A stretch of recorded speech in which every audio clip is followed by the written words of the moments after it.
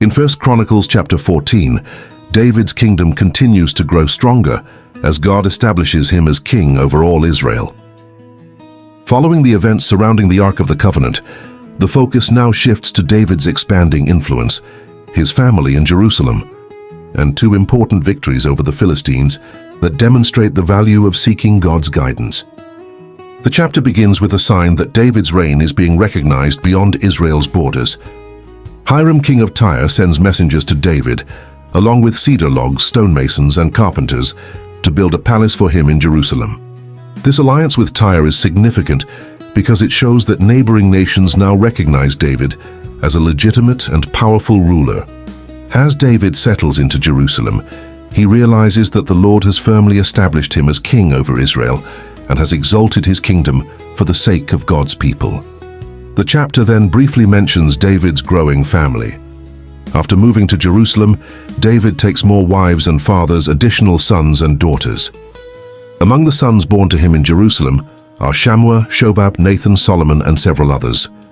These growing family lines would later play important roles in Israel's history. However, David's success does not go unnoticed by his enemies. When the Philistines hear that David has been anointed king over all Israel, they see him as a threat and move out to search for him. Their army spreads throughout the valley of Rephaim, a region near Jerusalem. Instead of rushing into battle, David does something that sets him apart from many other leaders. He seeks God's guidance.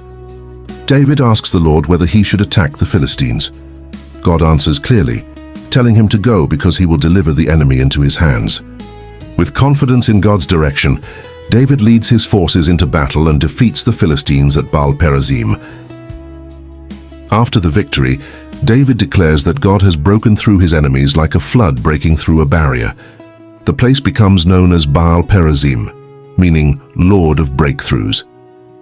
As the Philistines flee, they abandon their idols on the battlefield. David orders the idols to be burned, ensuring that they are completely destroyed.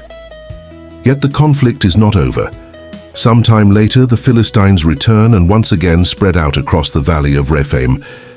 David faces the same enemy, but this time he does not assume that the previous strategy will work again. Instead, he seeks God once more. The Lord gives different instructions.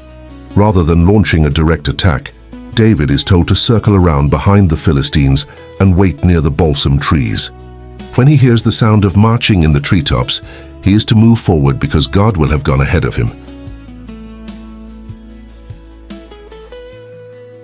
David obeys exactly as instructed.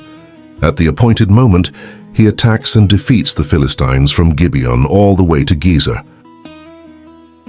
As a result, David's fame spreads throughout the surrounding nations, and the Lord causes other peoples to fear him.